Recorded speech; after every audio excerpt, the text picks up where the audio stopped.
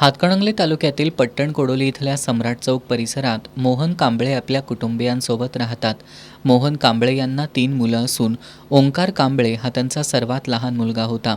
13 वर्षीय ओंकार हा बुधवारी सकाळी मित्रांसोबत खेळून घरी परतत असताना त्याच्या हाताचा जमिनीलगत असलेल्या महावितरणच्या विद्युत वाहिनीला स्पर्श झाला आणि ओंकार वाहिनीला चिकटूनच राहिला.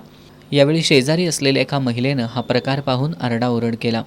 यावेळी शेजारी असलेल्या नवनाथ कांबळे यांनी लाकडी बॅटच्या सहाय्यानं ओंकारला विजेच्या वाहिनीपासून वेगळं केलं आणि ओंकारला प्रथमोपचारासाठी सरकारी आरोग्य केंद्रात दाखल केलं. त्यानंतर पुढील उपचारासाठी कोल्हापुरातील CPR रुग्णालयात घेऊन जात असताना रुग्णालयाजवळच त्याचा मृत्यू झाला. महावितरणच्या हलगर्जीपणामुळे ओंकारचा मृत्यू झाल्याचा आरोप करत नागरिकांनी पट्टण कोडोलीतील महावितरणच्या कार्यालयावर मोर्चा काढला आणि महावितरणच्या अधिकाऱ्यांना धारेवर धरलं. गेल्या अनेक दिवसांपासून ओंकारचे वडील मोहन कांबळे यांनी महावितरणच्या कर्मचाऱ्यांच्या निदर्शनास ही धोकादायक वाहिनी आणून दिली होती.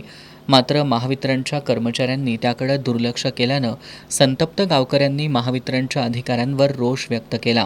यावेळी महावितरणच्या अधिकाऱ्यांनी ओंकारच्या कुटुंबियांना आर्थिक मदत मिळवून देण्याचं आश्वासन दिल्यानंतर आक्रमक झालेले ग्रामस्थ शांत झाले.